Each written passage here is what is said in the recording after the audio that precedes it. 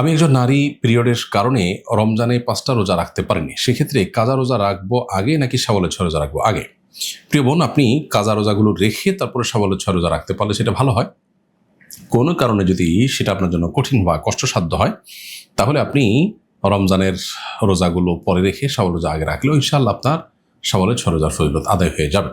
আমাদের আয়েশা রাদিয়াল্লাহু তাআলা আনহা, তিনি রমজানের ফরজ রোজাগুলো কখনো কখনো নবী করিম সাল্লাল্লাহু আলাইহি ওয়াসাল্লাম তার সাথে থাকার কারণে তার দিক লক্ষ্য করে তিনি রাখতে পারতেন না। পরবর্তীতে শাবান মাসে এসে, অর্থাৎ পরবর্তী রমজানের আগের মাসে এসে তিনি এই রোজাগুলো কাজা করে ফেলতেন। তো এই হাদিস থেকে স্পষ্ট প্রমাণ হয় কাজা রোজা যদি আপনি পরে রাখেন আদায় হয়ে যাবে। তবে হ্যাঁ, কোনো বিশেষ ওজোর ছাড়া আসলে অবহেলা করে অন্তত এটাকে দেরিতে বা বিলম্ব রাখা উচিত না, কারণ আমাদের কার কখন মৃত্যু আসবে আমরা জানি না। আর শাওয়ালের 6 রোজা, এটা রমজান রোজা রাখার পরে কেউ যদি এই রোজা রাখে তার জন্য ফজিলতের কথা বলা হয়েছে। অনেক উলামা ইকরাম বলেছেন আগে রমজানের সে রোজাগুলো রাখতে হবে, তারপরে 6 রোজা রাখতে হবে। অতএব সেই দিক বিবেচনা করে, আলেমদের এই মতের দিকে লক্ষ্য করে যদি আপনি আগে রমজানের ভাঙতি রোজাগুলো রেখে ফেলেন, এরপরে শাওয়ালের 6টা রোজা রাখেন, সেটা সবচেয়ে ভালো হয়।